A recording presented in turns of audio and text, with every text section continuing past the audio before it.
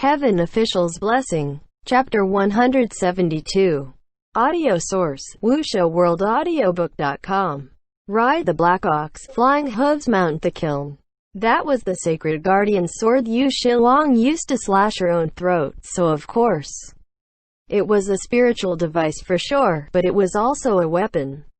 Rong Guang said. Yu Shilong sure is generous, otherwise she was doing it on purpose to scare him. Think you dare use Yu Long? Ha! Xie Lian couldn't contain it anymore. I don't think so. There wasn't any need to be so shrewd. Then he slapped on another talisman to seal Rong Guang's mouth. It just so happened that right then, Pei Ming also called out from the distance. Your Highness, Crimson Rain Softflower, are you two rested? Time to put the beds away and let's get on the road. The resting time wasn't that long in the first place, and time passed while they were chatting. The others stayed behind while Xie Lian, Hua Cheng, and Pei Ming set off. The Rainmaster had a steed, and offered to give them a ride to send them to the foot of the Kiln Mountain. Xie Lian thanked her graciously. That black ox shook and transformed, and became 3 times bigger than its previous size, now with room to carry 6 people on its back. Its front legs lowered to the ground, laying its body low, and the Rainmaster mounted, riding at the very front. Pei Ming was next, but he left a large space between the two of them. The last were Xie Lian and Hua Cheng. Xie Lian mounted and the black ox rose to its feet, now incredibly tall in height. Xie Lian felt that smooth and shiny black coat and was amazed. Lord Rainmaster's steed truly is magical. San Lang, I think you might have mentioned it before, but how did it come to be again?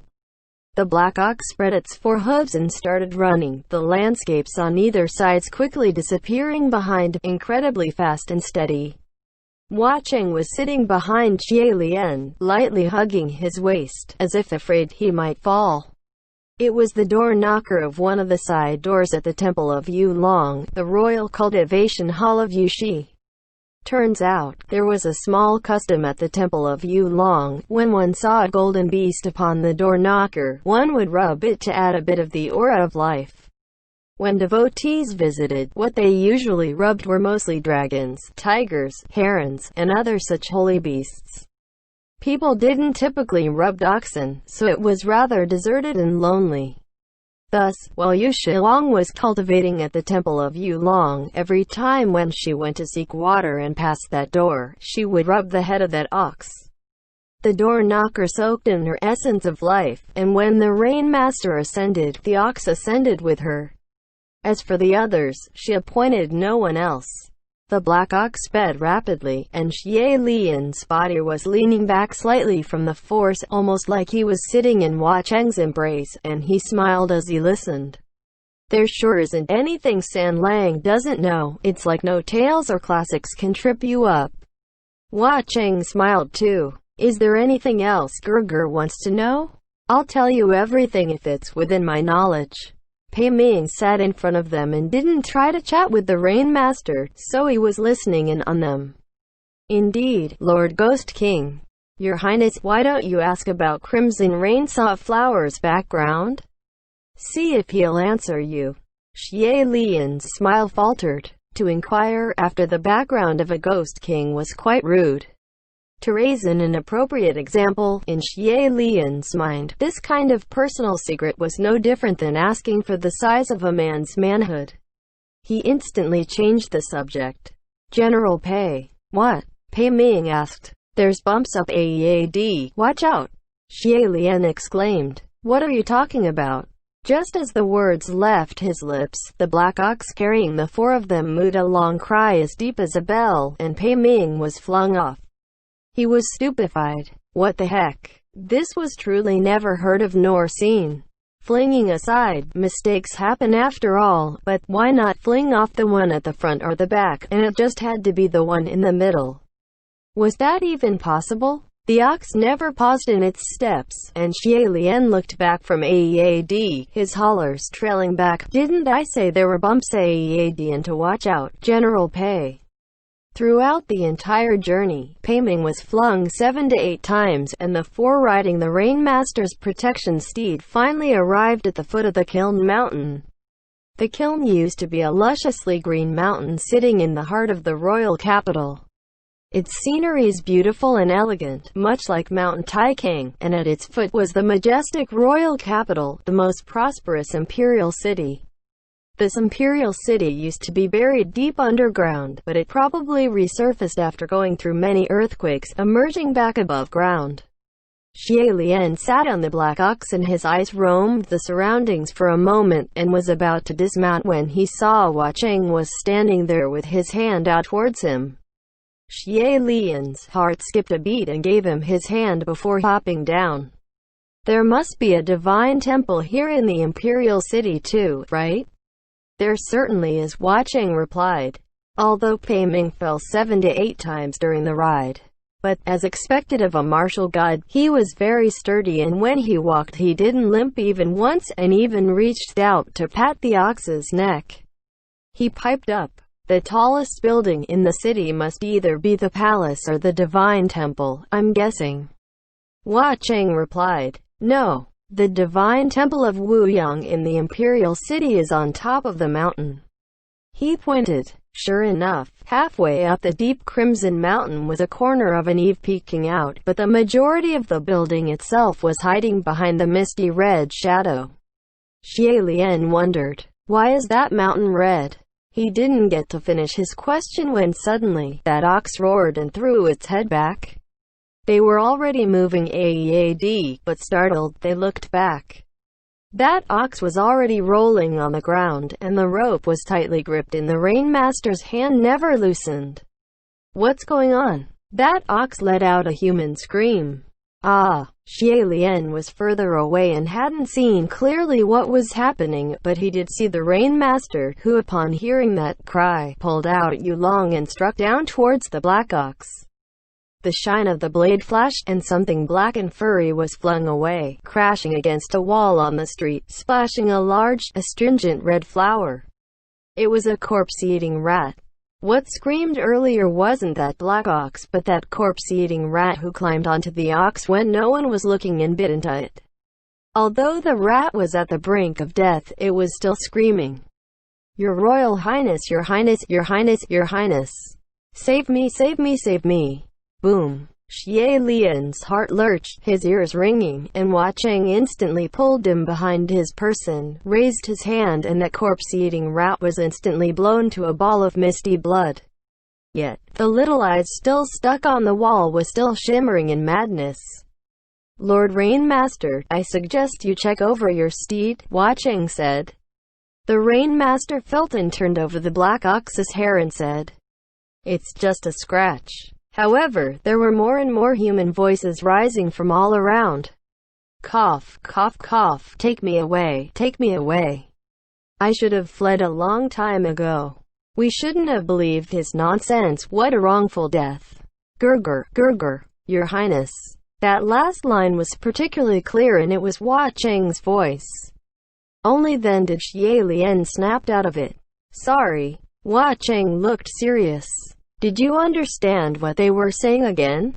Xie Lian nodded. Hua Cheng reached out and covered his ears. "Don't listen to them. Those words weren't directed at you."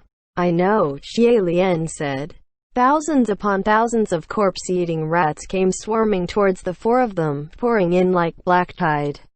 This was the imperial city, the population much denser than the city before, which meant there were more deceased, providing a more abundant meal for the rats. Thus their numbers were quite impressive. They were being heavily surrounded. Paiming was growing serious, a thin layer of protection aura covered him. "You all leave first, I'll lead them away."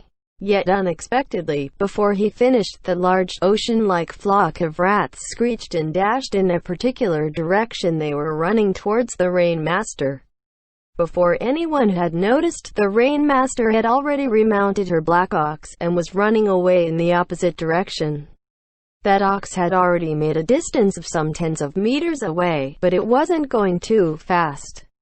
It was fast enough that the corpse-eating rats couldn't keep up, but slow enough that the rat still kept her in sight, keeping the perfect distance to lead them away without them catching up. Yu Shilong called out from the distance, "My lords, please go forth on your way. I can lead them away." As the Rain Master moved riding her ox, she scattered white and full grains of rice along the way. Rats loved rice by nature after all, and who knows how many years it had been since they last saw such full and white large grains of rice, and they rushed after her. What Pei Ming had wanted to do was robbed by the Rain Master, and his expression was conflicted. Hua Cheng dropped his hands and said, "Gurgur, let's go." When Xie Lian heard the voices of those corpse-eating rats, his head would throb, so when the voices were gone he let out a breath of relief and nodded. However, Pei Ming turned to them. "You're going to leave just like that?"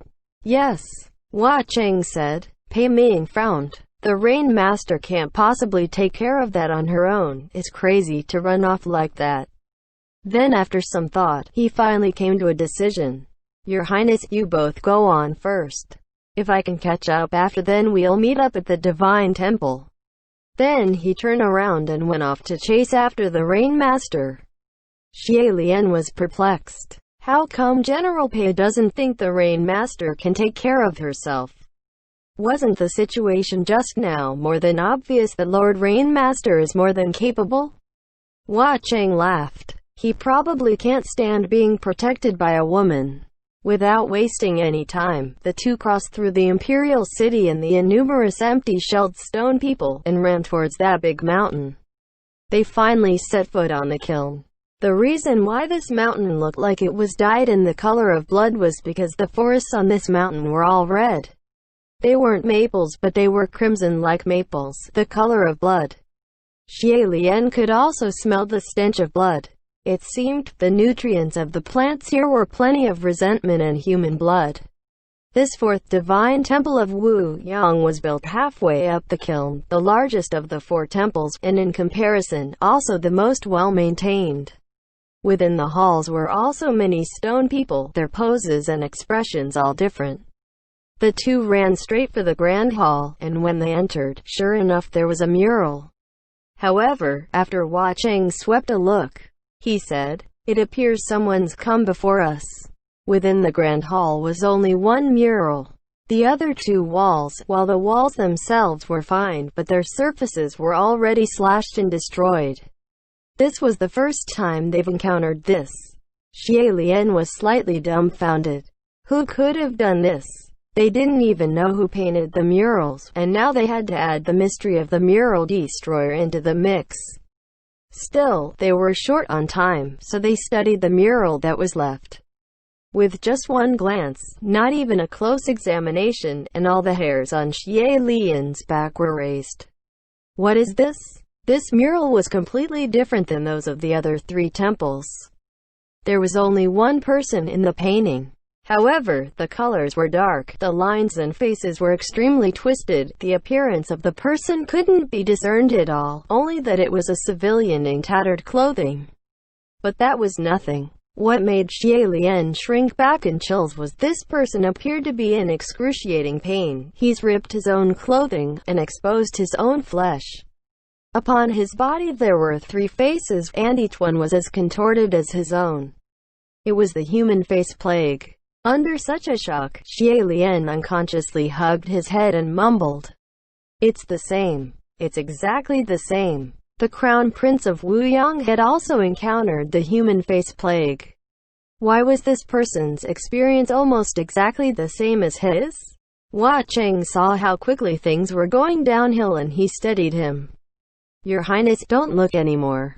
After some hesitation, he pulled Xie Lian over and pressed him into his embrace, the tone of his voice firm but gentle.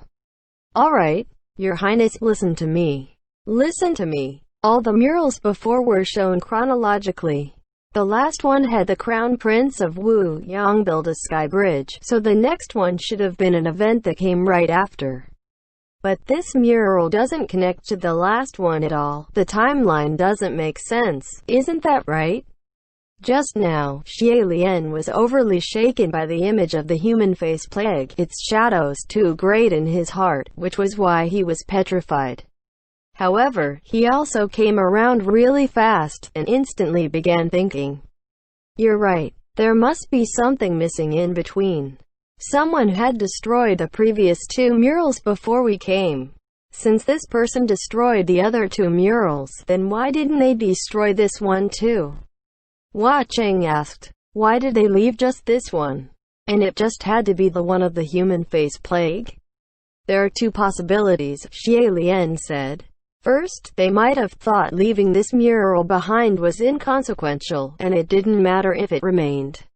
They were more concerned with us seeing the other 2. And the second? Hua Cheng asked. Xie Lian said slowly. This person actually destroyed all 3 murals and this one was painted on afterwards. It's fake. And Hua Cheng replied. It could very well be that all the murals we've seen along the way are fake. We're already very close to the answer, so before that, don't start overthinking things on your own, alright? Having been buried in his arms for so long, Xie Lian finally, completely tossed out that mural from his brain, and only then did he notice the position the 2 of them were in, and was about to pull himself away from the hold. How embarrassing, San Lang. I got overly agitated just now. However, Hua Cheng didn't allow him to break away, and instead pulled him in closer, smiling. Nothing to be embarrassed about, but he lowered his head and said, there's actually a third possibility. The bottom half of Xie Lian's face was still buried in his shoulder, and Hua Cheng's voice was right next to his ear, extremely soft, and other than Xie Lian, no one else could hear. Xie Lian's breath hitched slightly, and he heard Hua Cheng whisper. The third possibility is, it wasn't that this person didn't want to destroy all the murals, but they didn't make it in time. Just as they were destroying the other 2, we'd come, so now, they're hiding in the Grand Hall this very moment. End chapter.